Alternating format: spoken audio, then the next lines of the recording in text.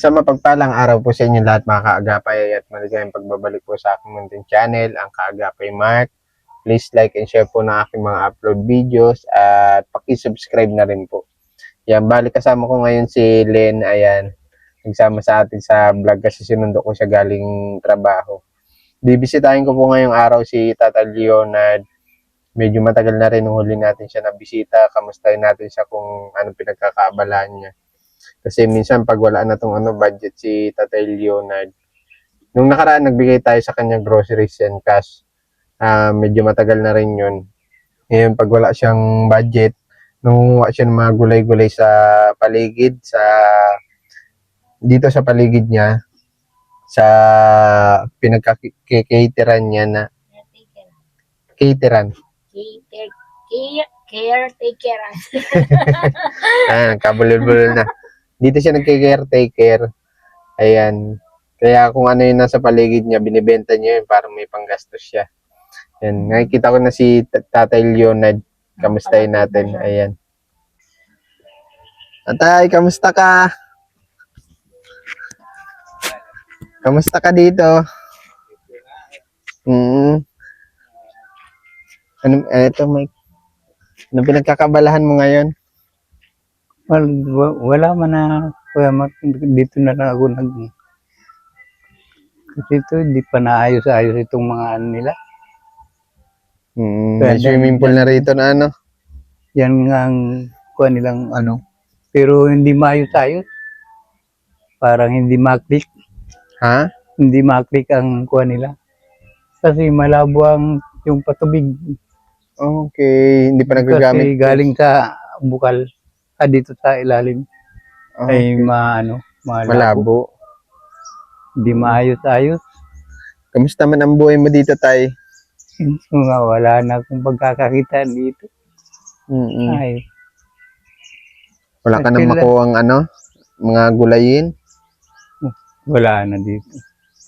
Kung minsan, yung gabi, nakakuha ko na may nabili man. Nandiyan ang mga tubong gabi, nandiyan. Ay, sa doon. damuhan na yan. Ito kasi may chapel dito. Kwento sa akin ni Len, dito siya dati nagka-choir dito. Matanda na pala itong Dito daw siya nagka-choir nung bata pa siya. Dito. Oo, misis ko. Galing kasi kami sa trabaho, nagsundo ako sa kanya. Dito yun sa chapel. Dito daw si Len dati nagka-choir. Dito pala siya. Opo. Di matagal na itong chapel nito. Kasi ngayon man lang ako inabot dito. Nakapunta lang ako dito, yung yung December lang. Yung unang December lang ako nakapunta dito. Isang taon na ako ngayon. Isang taon pa lang? Oo, nakakit ako dito. Dati po ito, malawak ito. Wala pang kabahay-bahay. Oo. Sobrang lawak. Sino po may-ari nito? Mga bilat ko. Yan, sa anak ng yung barkada ko ang nag-akit dito, yung ama niya. Yung ama niya ang nag-akit sa akin dito. Yung ama niya itong nagpagawa niya, no. Kaya sabi, doon ka na lang niya, kasi sa kanya man ito. Hindi, dyan ako nagtutuloy-tuloy muna. Kamusta man yung tulugan mo, Tay? Yung bahay-bahay mo, ayos pa man? Ayos man ko mo. Di man nga ako makatulog at wala man ditong tao. Diyan ka na muna niya para kasi may mga gamit na iniiwan itong mga nagagawa. Ay nakaiwan sa akin. Tulad ng mga... Kasi na siya dito na nakawan na siya dito ng tawag doon? yung kambing. Kambing. Doon, hinihila doon. Hinihila na. Madaling araw, Tay? Madaling araw yun. Walang kasi yung nag-brown out. Brown out yun. Tapos, kung hindi maigi yung mga kambing at pag hinihila sila, hindi paalaga yun sa kanya. Dito sa kanila yun. Kaya, siguro, nakapagbo na ako. Nakapagbo na ako ng 2. Dalawa na ugmon, maliit pa na ipabili nila. Kasi siguro, nakapos-kapos sila sa pera. Kasi kanila man yun, wala akong magagawa. Oo. Paano yung mga pagkain mo niyan, tay, nung hindi ako nakakabisita sa'yo? Nagbenta-benta ng ano? Bibinta-binta nga ako ng, kung minsan, doon sa kuwan ito, may hulog na anyog. Wala, kung minsan, wala man, Wala talaga. Kung minsan, may 2 hulog dyan. Bibinta ko. Saka yung, gabi. Yung dahon. Saan ka nanguha nung gabi? Doon? Diyan pa mo to, sa may anong yan. Saka ito, isa rin ito. Ay, mga May gabi mga dyan. gabi dyan. Dahon. Iba na po ba may-ari nito? Sa kanila pa din, pero sa kapatid na niya. Ah, okay. Ito, may kubong ito, yung kapatid pa nilang bunso ito. Okay. Nandyan pa. Tapos yung nandun, yung isa pang kapatid nila, yung nagpagawang bahay dun. Kapatid pa nila yun. Pero sila lahat magkakapatid. Anong ulam mo kanina, tay? Wala na nga. Wala na akong, yung Di ka po nagkain kanina? nagkakain man kasi may, may, pa nga niya kung mga 2 takal siguro yung bigas na yun. Tapos, tinahin ko, nagbili ako ng tuyo. Tuyo. Kasi yung tuyo, mura lang. Oo. Ilang piraso din yung tuyo. Minamaghapon mong ulam yun, tay? Kung minsan, hindi man. Kasi kung nakapulit nga akong isang yun, sabi ko, kung ano naman gugulayin, kaya sabi ko, tawa na ako sa puro man nagugulay dito, gabi lang. Kaya yung pako, wala na, talpos na pako. Wala na nakukuha ang pako.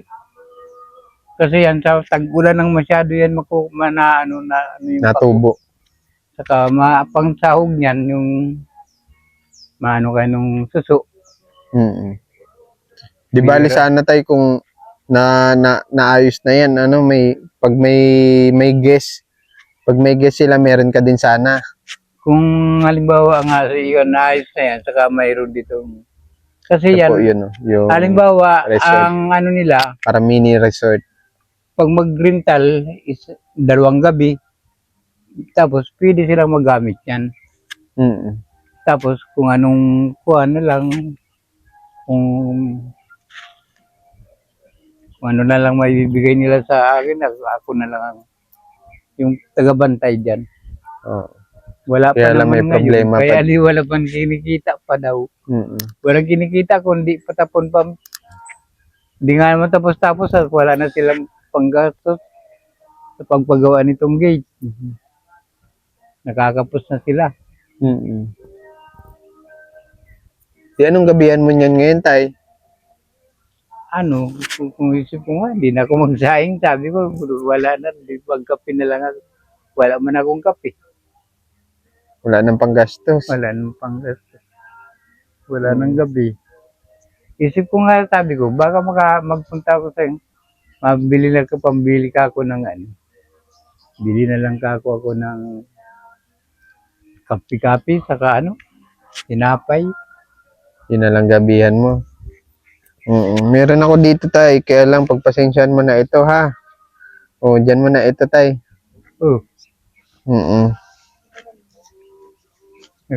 Ay, saglit lang, tay, ha? May kinukuha dito yung bata. Tay, dagdag mo til dyan, pagpasensyahan mo na yan, ha? Para may panggastos ka, Anong bibilin mo? Na lang, yung kung anong makakain na lang, kuya mo. Nabili sana si Mark ng tinapay, pandala sa iyo. Kasi sabi namin, baka mas kailangan mo ang pera. Oo. Mas madalas kasi kailangan alam niya. mo kasi ang kailangan mo ay. Madalas kailangan niya ng pera. Kaya, Kung tulad lang, Pasensya mo na yan, tay, ha? Okay, Mark. Para at least makabili ka ng pagkain mo habang maaga pa. May sasayin ko pa man yun. May 2 pa akong takal-takal doon ng bigas. Sabi ko. wala ka ng grocery tayo. Naubos na yung grocery nang bigay ko sa'yo. ubos na nga yung bigas ko, wala na. Tapos yung mga kuan, yung Mga dilata noodles. dilada noodles. Yun, sinasalit ko ng pangulam. Niluluto ko rin. Mm. Sahog-sahog sa gulay. Sahog-sahog. Sahog-sahog. O, tay, mapunta na din kami ha. Para Sige, makabili ka na ng pagkain mo habang maaga pa kasi si Tatay Leonard, yung bike niya po na yun, gamit-gamit niya, nagbabike yan siya.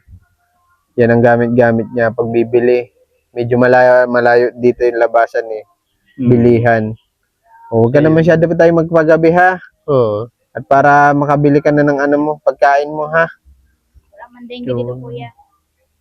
Nang, Dengue. Ingat ka po sa dengue at madami ngayon nade-dengue. may nang ano nga, napasiguro ko ditong katol kasi grabe ang lamok dito pag gabi. Dengue outbreak na kasi. Kasi mano, madamo. Ang Madamo. likod. Malamok. Mm. Kaya napasiguro ako ng katol. Opo. Masunog ka po pag nandun oras. Nasunog nga ako doon sa likod, may sunugan. At least dito ka natutulog sa malaking bahay, ano? Dito na muna Oo. Kasi ng bahay niya dun, isa maliit yun. Gawa-gawa niya lang. yung tulugan. Tulugan lang, Ito ah. yung dati niyang bahay. Naggawa siya sa likod. Sa likod. Naggawa siya ng bahay-bahay niya. Tay, mapunta na kami, tay. Ha? Pasensya Okay, ka kuya naman, man. Nay. Salamat sa kakuan mo. At ano, nagmaiging na suportahan mo.